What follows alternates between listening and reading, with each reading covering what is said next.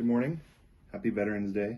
So I've got this script printed out. Today I'm going to be reviewing Watership Down by Richard Adams. Oh man, look at that. I think it's the blue sky and the green field and the little rabbit right there. I don't know. It's just beautiful, I think. Sorry if you heard my cat scratching. If you haven't read this book, I would highly recommend that you do. It's super easy to read. I think like it's considered a children's book by some people, or it might just be a children's book. I'm not really sure. I won't spoil the plot quite yet, just because like the plot and the things discussed in this book aren't like as widely known as the plot and stuff of like Frankenstein, like it's not an integral part of culture. But Watership Down is basically like a fantasy adventure about rabbits, and the rabbits like group chemistry and their whole dynamic really reminds me of all the hobbits from Lord of the Rings, especially Samwise and Frodo. It's all just really nice and like heartwarming.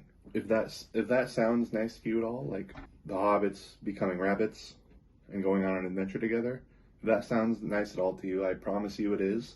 It's even better than I'm actually making it sound. But I'm gonna start spoiling the book like haphazardly now. So just, click away. Before I get started here, I would like to say that I do not claim to be like a studious or like professional literature analyst or critic or anything like that. I have no higher education of any kind. I just read the book, and these are my thoughts. So I've been wanting to read this book since I think I probably first really heard about it in high school, because like I have always loved like a good sad story, a good tragedy, and I thought that this book was like, endearing, as it's like about rabbits, but like really sad and like kind of twisted on like a Lord of the Flies level twisted, you know what I mean? I even thought the title Watership Down was a metaphor of like the rabbits being like a cast of sailors and them all meeting their untimely demise. Like the ship went down, Watership Down, you know what I mean? Maybe I got something screwed around, or maybe I'm just crazy, but I thought this book was like incredibly heartwarming and sweet. Like I didn't think it was a tragedy at all. The title is not a metaphor whatsoever. Watership Down is the hill, like the actual hill in real life where these rabbits go to live. Down is just like another word for a hill, I guess. So I thought this book was pretty amazing. It does take place in the world of man, and humans play an important role. But especially with like all of the inclusion of all the aspects of like rabbit culture and the Lupine language, which all of that I'll talk about in a minute. It all feels pretty fantastical and otherworldly. I haven't read it, but again, I want to say how similar all of the rabbits and like their group dynamic and everything. I want to restate how similar that is to how I feel the hobbits are in Lord of the Rings. All of them are very like loyal and honest and kind and like trusting of their friends, and very quick to bolster everybody's self-confidence. There really isn't like an ounce of cynicism among them, you know what I mean? Or really throughout the whole book. My favorite characters were Hazel, Fiver, Bigwig, and Kihar the seagull. Although really there are lots of great characters. I think Woundwort is like a pretty good villain. He's not like god tier or anything, but he's pretty sympathetic, as are the rabbits in Cowslip's warren, which I don't even remember the name of that warren. But Hazel is probably my number one. He is definitely my number one. I love Hazel so much. Like all of his traits I thought were really endearing and really sold him as like this great leader. He kind of reminded me of Paul Atreides from Dune. You know what I mean? Which, by the way, I've only seen the two Denis Villeneuve movies, so I haven't read the book. Don't hate me. I'm gonna get to it. I have a copy. Don't hate me. but he reminds me of him because he's like kind of perfect and doesn't really fail at anything that he tries to do. Like in the grand scheme of things, he doesn't fail. He literally does have flaws. Like he's kind of stubborn and can be reckless. But these flaws don't really lead to any consequence. I mean, not really. Like when he gets shot, like it scares everybody, and he has to hop with a limp for the rest of his life. But it doesn't really disallow him from doing anything that he like sets his mind to. Like he still succeeds in everything that he tries to do. On top of all that, nobody dies. There are those two Ephraim and Doze that die, but like we only knew one of their names, and it was really long and hard to pronounce, and we barely see either of them at all. So it's really not it's pretty inconsequential, really. But I can understand that being kind of a turnoff because unlike Paul Atreides, who I hear has like an eventual like downturn and really kind of turns into a villain, that doesn't really happen with Hazel. He's kind of just perfect the whole time, which I found like refreshing and just really satisfying, really. Like getting everything done, I just thought it was really satisfying. But like typically though, I do agree that flaws make for a more interesting character, like Aang from Avatar: The Last Airbender or Jimmy from Better Call Saul. Those are some of my favorite characters, and they're super, well, especially Jimmy. They're both pretty flawed. I would say one major flaw that I have among all of the Sandalford rabbits, and it really is minor. It didn't harsh my enjoyment of the book, like hardly at all. But they kind of all act similarly to Hazel in a lot of situations. Like Hazel is supposed to sort of be like a unique genius of leadership and decision making, but there are times throughout the book where other rabbits also just make like impeccable decisions, or like their recklessness and stubbornness lead to like no consequences at all. So I think that the major conflicts in the book, which involve Cowslip's Warren and Ifrafa, which is Woundwort's Warren, and Woundwort is like the leader of that place.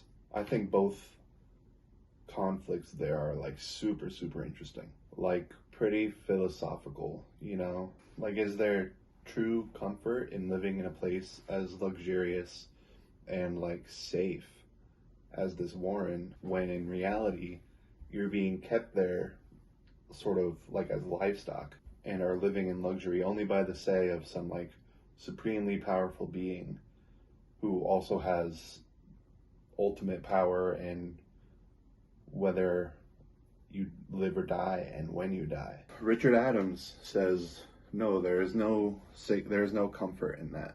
And not only is it anxiety inducing and scary and sad and depressing, but also leads to like madness, like total madness on like not only an individual level, but like on a societal level. Like all of the rabbits in Cowslip's Warren are super weird as far as rabbit culture goes. And then Ifrafa also brings about a really similar question.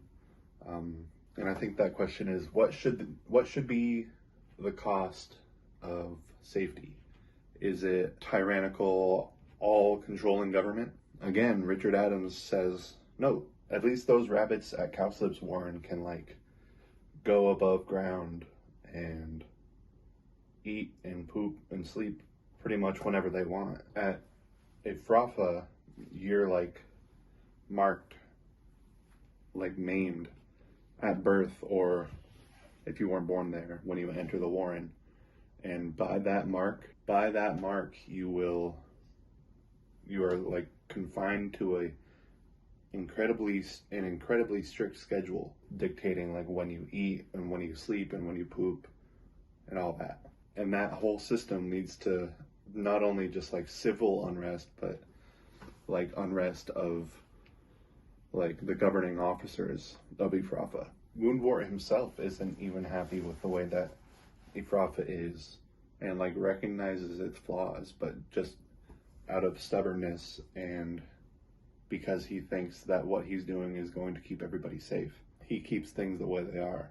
which directly leads to his own demise, as well as the downfall of Ephrata as a whole. So, like I said earlier, there really is like a lot of exploration of this fictional rabbit culture that Richard Adams made up throughout the book. A lot of the time, the rabbits like replace English words, because obviously all the rabbits are translated to be speaking English. But when there isn't really like an English word for what the rabbits are saying, it gets replaced by a lupine word.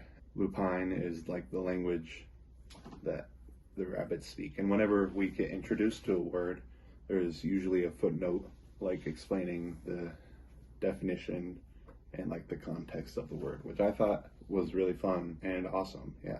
There are also things like, you know, rabbit poetry and government structure and architectural history and religion, which is explored quite a bit throughout the book, actually. A lot of the time there will be, like probably every 6 chapters or so, Dandelion recounts the story of a rabbit named El Herrera.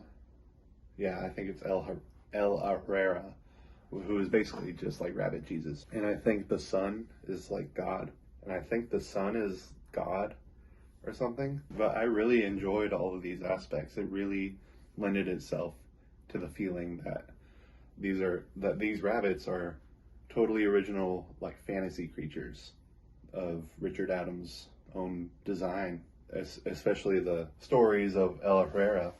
It really helped the pacing of the story, you know what I mean? And on that note, I think the pacing of Watership Down was really, really good. My copy is 474 pages, but there was like never really a lull or anything like that. Like Hazel and Fivers get rabbits together, I think like in chapter 1 or chapter 2, like within the first 10 pages, I think. It's very fast. Anyways, I'm definitely going to be rereading this book in the future. And I think Richard Adams also wrote a book called Stories from Watership Down or something like that. And I'm definitely going to be reading that in the future and possibly reviewing it. But the whole thing was just so nice and wholesome. Like, I will be reading this book to my future children, I think. I know I said in the intro that I didn't quite get what I expected out of this book, but that wasn't a bad thing at all. Like, I think I would have probably liked it less if any of the rabbits died. I just would have been too sad. They're all so good. So I've seen it said that this book is kind of like an environmentalist book about how like man's incessant need to urbanize and industrialize everything is bad, like for the world as a whole, as well as mankind itself. And I definitely agree with that sentiment, 100%, but I don't think that's actually what Richard Adams is trying to say. In fact, towards the end of the book, a little girl and a grown man actually save Hazel's life. So what I think the book is actually about is the importance of like trust and like love in a community. Or maybe that's not quite like what it's about, but I think that's really the big thing to take away from Watership Down. I've read that Richard Adams has said that it's really just a fantasy story. There wasn't supposed to be any sort of symbolism or anything throughout the book, which I could totally understand. But that was really my takeaway from it. And I think that this is evidenced by like how if Cowslip and the rabbits of his warren had listened to Hazel and the Sandalford rabbits and ran away, they obviously would have prospered in Watership Down. I mean, I think they would have had does off rip if that happened, and they wouldn't have even had to go to Ephrata. Obviously, if Woundwort hadn't been so like self-reliant and like a I know best kind of mentality and listened to people, even about flaws that he knew existed, I don't think that there would have been any sort of Ephrathan downfall or anything like that. I think the total lack of failure among the rabbits of Watership Down is kind of a way of showing like the importance of really trusting your companions and actually resolving conflict instead of just avoiding it. Like, I think that is a way of showing that this is a way for really everybody to be prosperous. Anyways, that's all that I really had to say on this book. Yeah, please check it out. It's super good. It's not a fair use like Frankenstein, but it is really good. If you're in the mood for just a really comfy book, go ahead, check it out, buy it, whatever you have to do to get your hands on this. So yeah, happy Veterans Day. Thank you very much for watching. Have a good day.